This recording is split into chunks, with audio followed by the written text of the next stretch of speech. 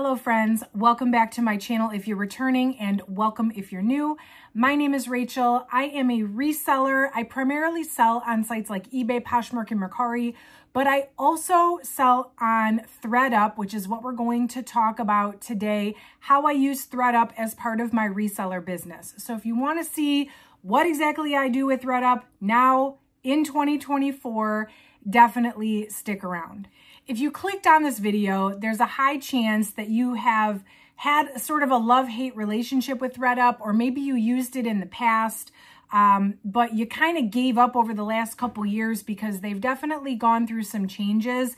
So I thought today would be a good time to really show you like how I use it now these days, how it's changed since, maybe what was it, 3-4 years ago. And I'll take you through the full process of if you want to sell to them or consign with them, like what you would need to do and what it looks like and what to expect as you're doing so. So if you like reseller content, certainly consider subscribing to my channel. I love sharing all my reseller tips and tricks with you here on this channel. Hit that like button if you could. That definitely helps out my channel a lot as well. Leave me a comment below. Let me know if you've been using ThredUp, how it's been going for you, and if there's anything in here that I missed, certainly let me know in the comments your own tips and tricks. And also there's a link in my description for ThredUp if you're looking to sign up for an account and get started with them for the first time. I think you get 40% off your first order if you use my link in my description. So go check it out. So if you are or were an OG ThredUp reseller, back in the day, I'm talking like 2018, 2019, ThredUp was a highly lucrative way to resell, make money without doing the work yourself. As a result, they did have to make some changes. And so it had a lot of people wondering, like, is it worth it to send to ThredUp? And how do I make this fit into my business? So back 2018, 2019, people were sending anything and everything to ThredUp. When I first started sending to them, they would do upfront payouts on clean out kits. They stopped doing that pretty shortly after I started sending to them, which was like 2018. Then what they would do is list your items and give you a percentage of the payout based on what they listed. Long story short, what ended up happening was that people started to kind of abuse this. In my opinion, it was taking advantage of their service. People would send them anything and everything, any brand, any condition. They would throw it in a cleanup kit and send it in because it was free to send in. It was also free to reclaim your items, which we'll talk about that in a second. But basically, if they listed the stuff, you could change the price to whatever you wanted it to. And if it didn't sell, you could just reclaim it for free, send it back again for free, and just keep it in rotation until it's sold. So fast forward to 2020, enter the pandemic, everything shuts down. They become incredibly short-staffed, right? Because they can't operate their warehouse like normal. And also, resellers are just sending them, cleaning out. People are cleaning out, sending in all kinds of stuff. They got so backlogged that it was a 5 or 6 month wait or more, probably more, for kits to be processed, which when you're waiting that long, it becomes a problem. If you send in summer items in May and your stuff isn't getting processed until December, yeah, it's unfortunate. So they actually shut down. I couldn't personally get a clean out kit for like, I don't know, almost 2 years, it seems like. I kept checking and every once in a while I'd be able to get like one and then be another 6 months before I could get another one. So during that process of them catching up, limiting the amount of kits that were being sent in, they changed some of the rules. Now, what I'll do today is kind of go through what it looks like to order a kit now. All of a sudden, I'm a very important seller of VIS, which I couldn't tell you what it takes to get that title. I just had it one day. I went from not being able to order any kits to literally one day a few months ago being able to order as many kits as I want, but with these new restrictions. So I can order as many kits as I want, but there are they put some parameters around what they accept, what happens if you want to reclaim items. to make it harder to sell to them, or basically just harder to send them crap. They also put penalties for like raising the price of your item past a certain amount. So I'll kind of walk through all of that, what it looks like, and how I use ThredUp, because now here in 2024, it doesn't work the same as it did back then, probably for good reasons. But I think there is some benefit still to using ThredUp as a consignment service if you're a reseller, as just another leg, another stream of income in your reseller business. So what I'm actually going to do is put myself in the corner here, maybe here, I don't know, somewhere, and I'll share my screen and I will kind of go through and just show you what my ThredUp account looks like, how to get the kit, what it looks like when you've sent in a kit, and all of that. So you can see the entire process end to end, and you can decide for yourself if maybe it's something you want to start doing again or start doing in the first place. Okay, so here is my ThredUp, my homepage, landing page. When I first log into ThredUp, this is what I see. So up here at the top, I've got the option to sell or shop. I don't shop on ThredUp. Occasionally I'll buy a rescue box, but pretty much I only sell. So that's what we're looking at today. We're looking at selling on ThredUp, and specifically the clean out portion of it. So it says up here, like I said, I'm a very important seller. I don't know what that means. I don't know what I did to get that title. There are perks to being a very important seller: free 2-week rush processing, dedicated customer service, extended 3-month window. So I do see that I get that stuff. If you're not a very important seller, I couldn't tell you how to get it. And also I'm not sure what exactly your processing looks like. It might be a little bit different, but this is where I'm at right now. So that's what we're going to go with. So today's actually a really good day for me to show you my ThredUp account, because I have items pending sale, items that have sold, and I have a kit that is pending review, which only happens for 24 hours. So I picked a really good day to sit down and film this video. So I'll show you all of that. So if you want to get a kit for the first time, you've logged in, you're in your account, and it should give you the option to order a kit. I'll go to review your items in a minute. So if I want to order a kit,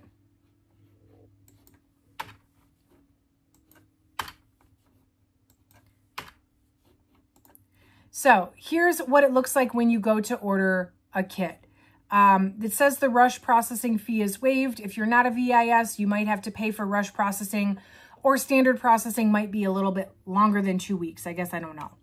I have the option to either print a shipping label or pay $2.99 to have them ship me a bag.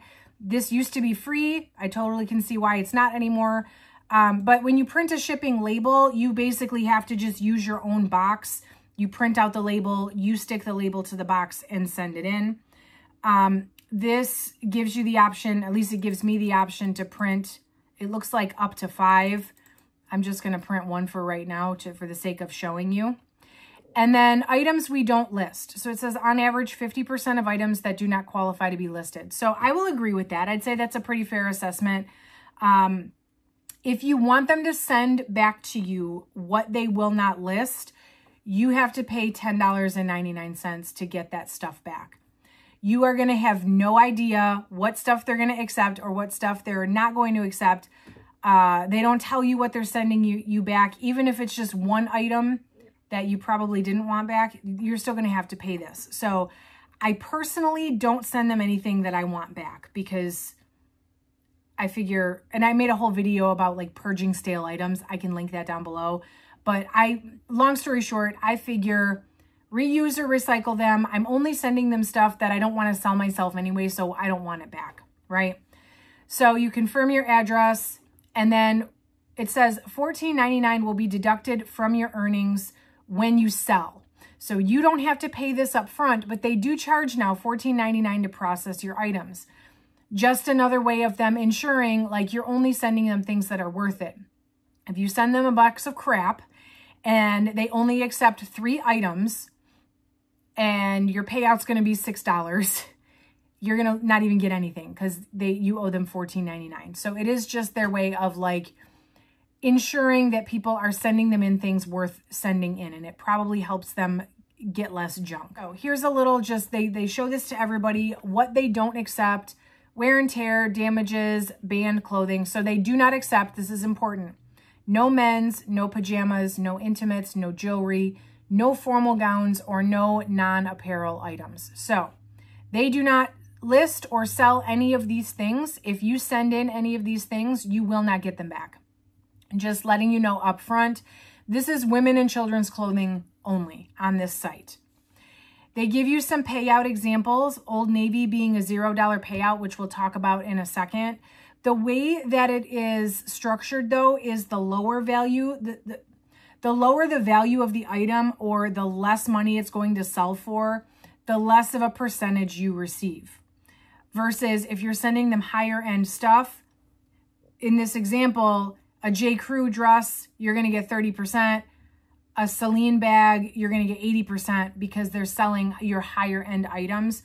So it really is worth it to send them. They want to make it more lucrative for you to send them higher end items versus lower end items. And then there's a whole brands list of just stuff they no longer accept at all, Old Navy being one of them. So you have to agree, you will only send them stuff that's acceptable, basically.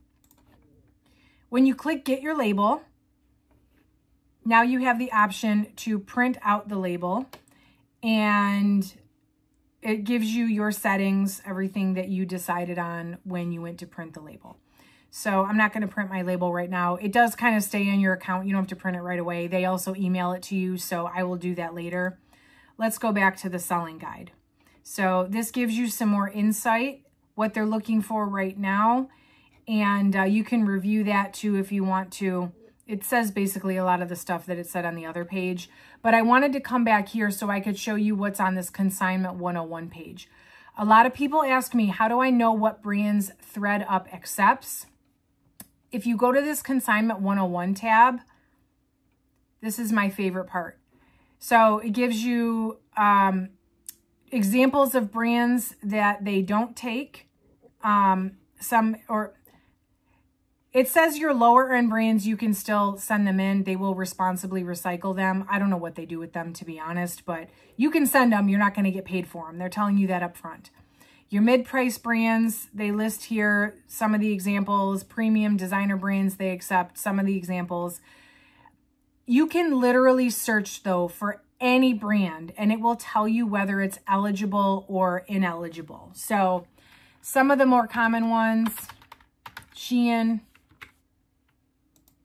ineligible. Don't send them your Shein if you think you're going to get paid. You're just going to lose the item.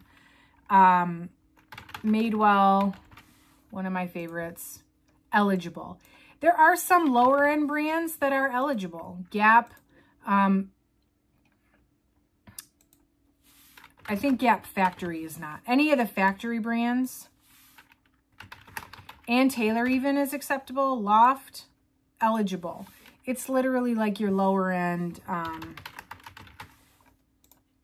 stuff that they don't accept, like the fast fashion.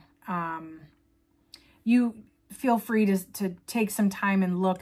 I've kind of got mental note of some of the brands that I sell a lot of that are that I commonly acquire that I know I can send in, and then anything else I can quickly go through and search on this list and just get that quick eligible, ineligible. This is a fun one.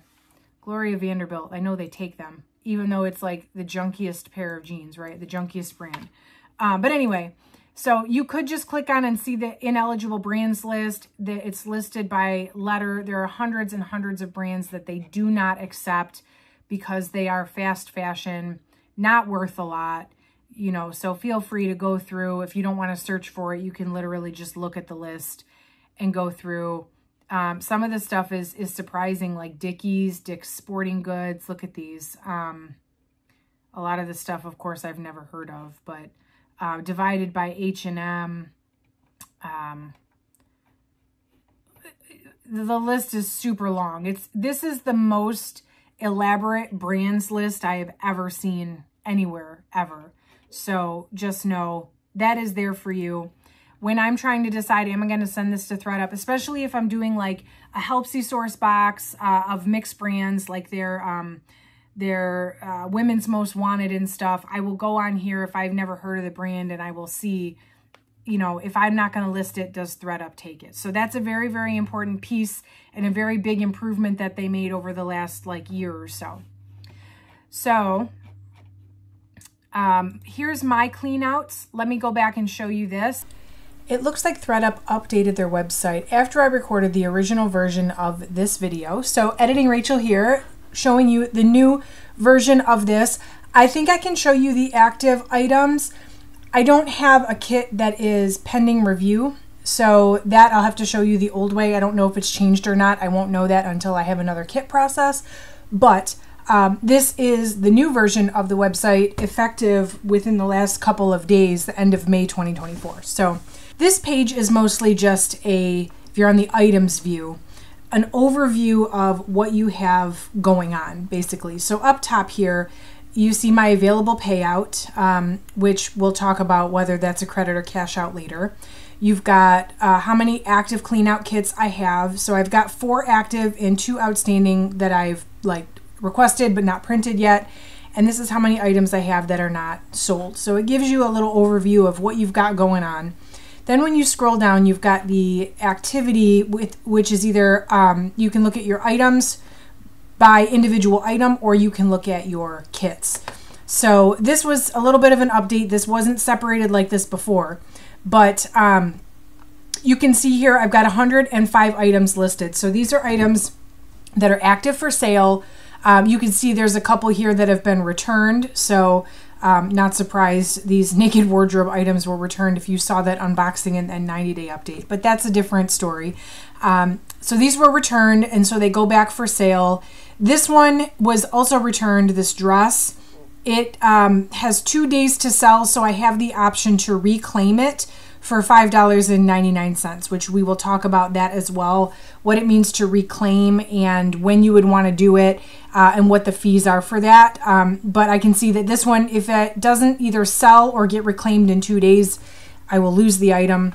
Then you can see if you just keep kind of scrolling through, I'm not going to show you all 105 items that I have listed. But there's a variety of items here that I've sent in over the past couple of months.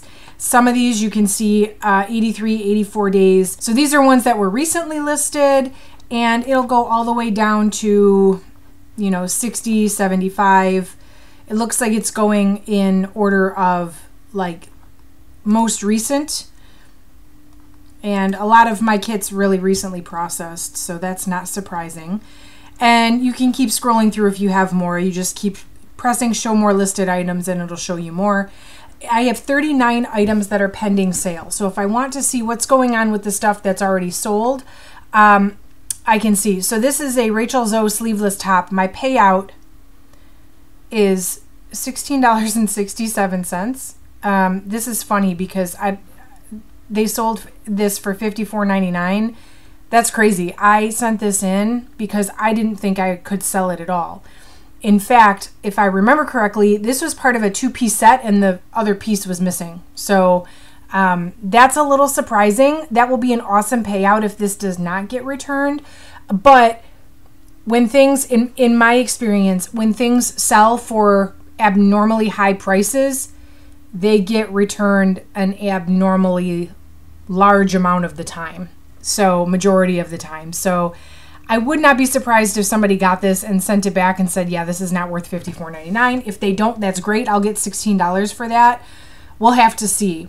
Then it gives you the status of every single item that's purchased. So these are purchased but not yet shipped. These have been shipped. Sometimes if you have something that's if the customer requests a return, it usually says return requested.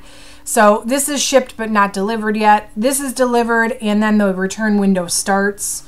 So it just depends. So, and you can see here, this was purchased with a promo code. So when somebody purchases my item with a promo code, my sale price, my payout is adjusted accordingly. And I don't get a choice. That's the other thing with ThredUp. I'm not going to get a choice of what gets put on promo and what doesn't. So that's just another thing, another reason why I only send in things that I don't really care how much I get for them, because this could have sold for 50% off or 75% off, or who knows what kind of sales or what promo codes are out there. And you're kind of at the mercy of whatever they've got going on. So I don't really care that it was sold with a promo code, but just know that that could happen. I'm trying to see if there's any that are in the status of return initiated. Stuff does get returned quite more on this platform, I would say, than my other platforms. But again, because I'm not actually dealing with this, I don't really care. So that's everything that I have pending sale.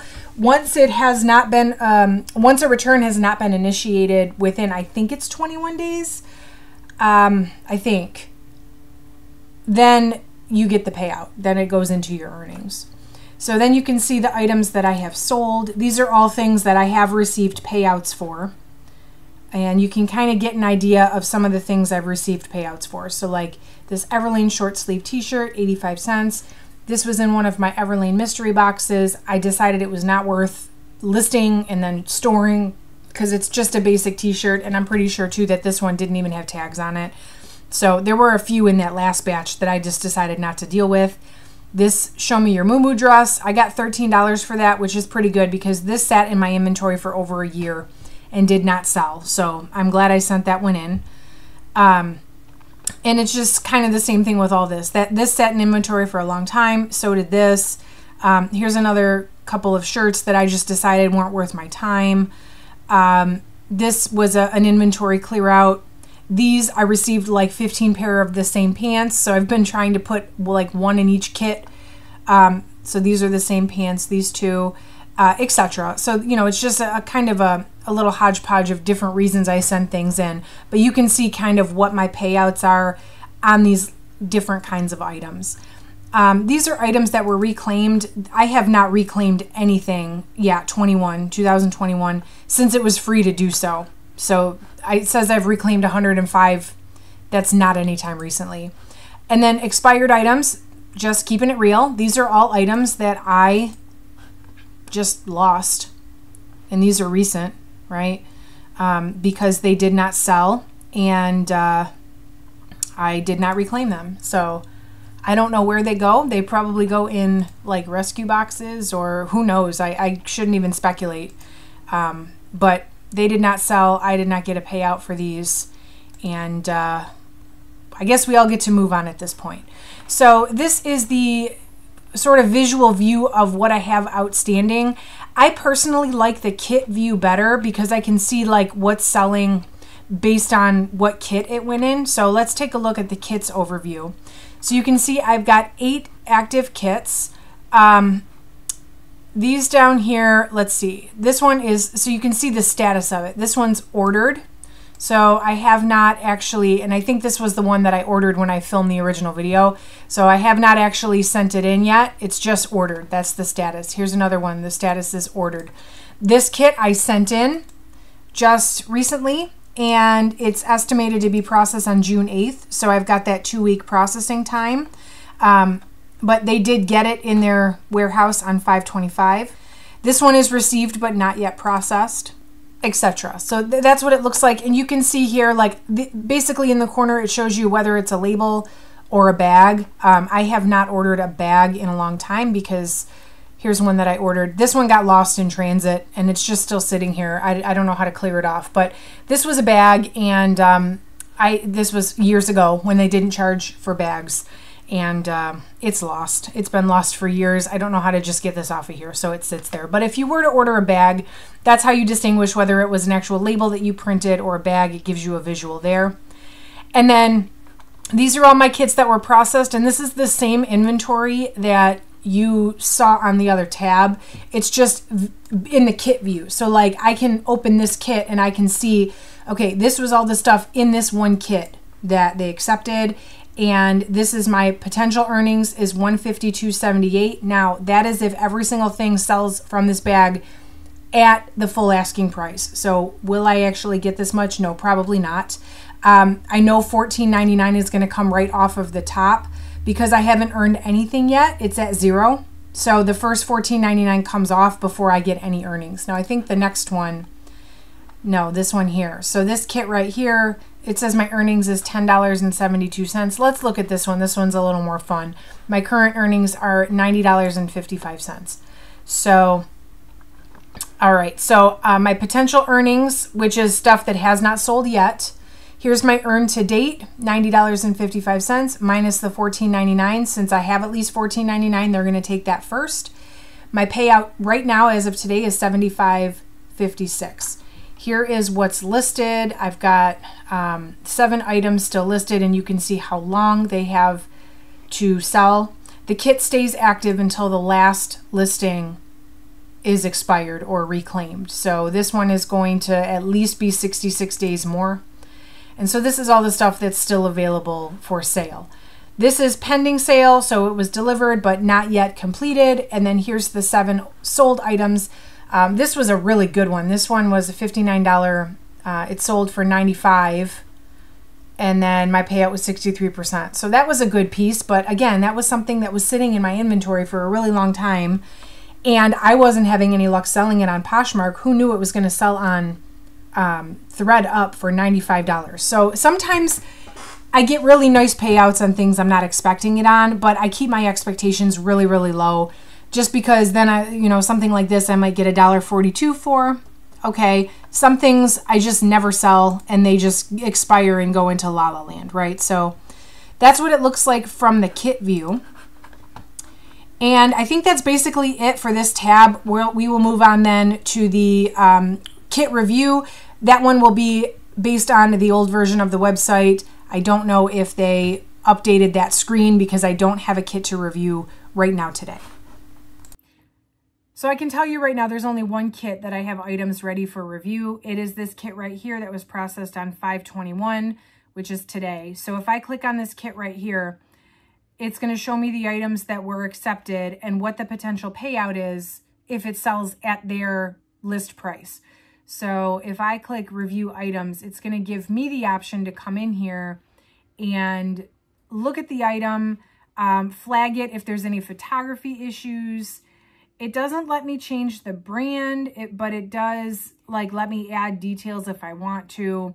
It lets me change the price, but I can only change it so much. So like this one, I'm saying the brand is Mac Studio, and I'm like, oh, that's worth way more. I'm going to change it to $56.99. It's not going to let me do that. I have to go between their range. It will let me lower the price if I want to, but it is not going to let me price gouge this item. What was happening a few years ago is people would dramatically raise the price, basically saying like, I'm fine with it sitting and sitting and sitting until somebody sells it, because the window was only 60 or 90 days depending on the brand. So they would let it sit, they would reclaim it for free, they would send it back in, let it sit again, reclaim it for free.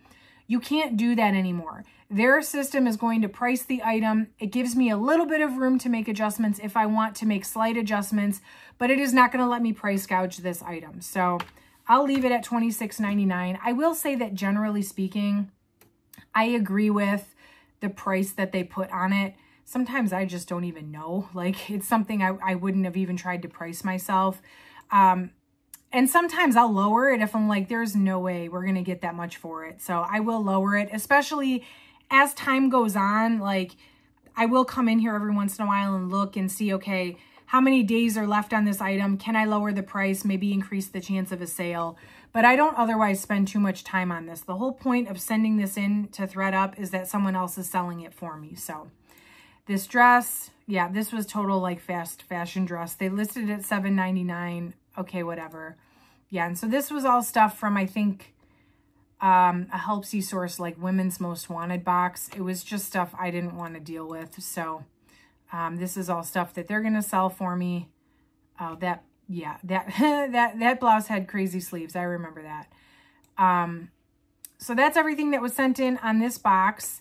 And so this stuff will go live in 24 hours, whether I touch it or not. So my strategy for using ThredUp right now is as follows. And I kind of mentioned this during that whole kind of tutorial, but I take items that have been in my inventory for a very long time that I'm ready to move along. If they're on the brands list and they're in good condition, I will send them to ThredUp in a ThredUp kit. I don't expect them back. I don't expect a ton of money for them. It is an alternative to donating them to Goodwill or whatever and just taking a loss. Then what I can do is let the credits sit on my account and let them build up. As you can see right now, I do have some pretty hefty credits on my account. And I think there's 3 different options, well, technically 4, of what you can do with your ThredUp credits once they're on your account, once your stuff has sold. So that'll be the next thing that I show you. So now that I have these credits, it's like, what am I going to do with them? That's what the shop tab is for. There's a couple different things you can do with your ThredUp credits. So on the cash out tab, it kind of tells you what your options are. You used to be able to order a brand kit where your credits would automatically give you like a gift card to these different brands. Now you would have to take your ThredUp cash outable, that's a great word. You have to take your cash outable ThredUp credit and you can turn it into a gift card for one of these brands. And it gives you a 10 to 15% bonus on top of your cash out earnings. So like I shop at Torrid pretty often. If I wanted to just get a Torrid gift card, I can get the credit and get something for myself from Torrid. Of course, you can shop on thredup.com and buy your own secondhand stuff. I'm a reseller. This is reseller income to me. I don't like to spend the money on myself. So sometimes I will like get one of these gift cards and then do retail arbitrage on these websites or at these stores. But I haven't really done a ton of that lately. The cash out option, it either goes to Stripe or PayPal. You don't get that 15% bonus if you take the cash, but you do like straight up get the cash. You can donate your money if you want to. I guess it's nice that that's offered, but I personally, again, this is for my business. So, I'm not going to donate my money. I'm going to, use it to go back towards my business. So the other thing that I like doing with my ThredUp credits are purchasing, my rescue boxes. So if you go back under shop and you go under deals, you can browse the discount boxes. You can buy these with your ThredUp credit. And if you search my channel, I haven't done a ton of these lately. I need to do some more, but you can buy these rescue boxes, and these are reseller mystery boxes. My favorite one is the DIY denim, but it's sold out right now. But that's where you find the rescue boxes on the site. So if you are interested in using your credit to turn it into new merchandise to either resell or, take your chances on, you can also do that with your ThredUp credit as well. And I actually used to do that a lot back in 2019, 2018. I would buy the mystery box once I had enough credits and then turn my ThredUp credits into more profit because the boxes were profitable. For a while there, I wasn't buying them, because I couldn't get kits. I couldn't get clean out kits. So I wasn't getting ThredUp credit and I didn't want to spend my own money. I was putting my actual cash into different places. But now that I have credits again, I have kind of started dabbling in these again. So I guess it really just depends on what you want to do. When you order one of these mystery boxes, there's the difference between assorted boxes and then like the DIY boxes. The DIY boxes are typically higher flaw rates, so they are a little bit cheaper, less expensive. Any of them, you're going to expect that they're used. They are used clothing mystery boxes. When you order them, you do have to pay like tax and shipping on them, just so you know. And it really can be anything in here. So you've got your 3 options. You've got cash out, get a gift card for a 10 to 15% bonus, or shop for yourself, I guess you could do, or get these rescue boxes. I'm not over here making like big money on ThredUp. The credits you see here have built up over 6 months. So $800 in 6 months is not really a great return, but it does help me keep things moving. It gives me an outlet to send things that I otherwise would just throw away or donate. Things that are not going to give me a good return to just keep sitting around here. I can clear out space for new items. And I mean, I don't want to downplay $800 because essentially I didn't do anything to get the $800 except send in boxes. So, it is just another way to make a little bit more money. This is not by any means like, I don't rely on this is what I'm saying. Like, this is kind of just a little extra bonus for me. Definitely. And I don't see myself relying on ThredUp money anytime in the future. I don't send them things that are valuable. I don't necessarily trust them with my higher end items. But like I said, it's a great way to make a little bit of extra money.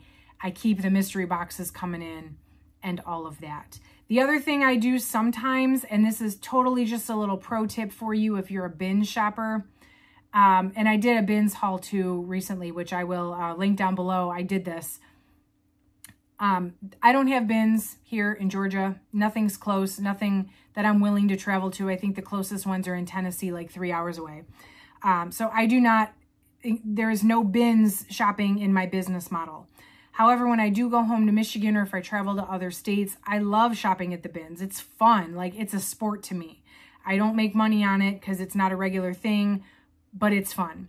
So when I'm out of town, instead of trying to lug a bunch of stuff back home or decide what should come home with me, I shop specifically for ThredUp. I will print a label, or sometimes I'll order, if I know ahead of time, I will order one of their bags. They're really nice and heavy duty. They're easy to pack in a suitcase. And then I can just fill up the bag or print a label and fill up a box, drop it off at the post office before I leave. And then I've got my share of bin shopping. I can walk out of there with however many pounds of stuff I want. I do have to strategize a little bit to make sure I'm picking up stuff that ThredUp takes. So I'm not going to bring home men's stuff or brands that they don't accept, but I can just send it right on in, hopefully make a little bit of money because I've only paid, what, $1.29 per pound or whatever. So that is just a fun way to not deal with your bin stuff, even though you wanted to go shopping at the bins. Pro tip from me. Let me know in the comments if you've ever done that. So that's really just my informal, I guess, tutorial of how I use ThredUp with my reseller business. Definitely let me know in the comments how you use ThredUp. Did you used to? Have you just started? What's your story? I think we all have a different story with ThredUp. I would love to hear yours. What did I miss? What did I forget to talk about? Please let me know. Anything else, any tips you would give other resellers? Definitely let's talk about it in the comments. Make sure you subscribe if you like these sort of tips and tricks videos and just sort of insights into my reseller business and what's working for me. Hit that like button on the way out if you could. That certainly helps out my channel so much. And that's it for today, friends. Thank you so much for watching. I will catch you in the next video.